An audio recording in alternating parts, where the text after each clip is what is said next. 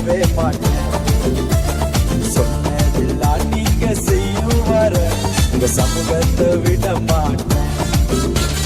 பெருமழை சத்தம் காதுல கேட்டு புட்ட மேகத்தை காணும் வர அப்பா உமை விடவே மாட்டேன். எல்லாரும் மேகம் காணும் வர அப்பா உமை விடவே. காருண்யமுள்ளவரே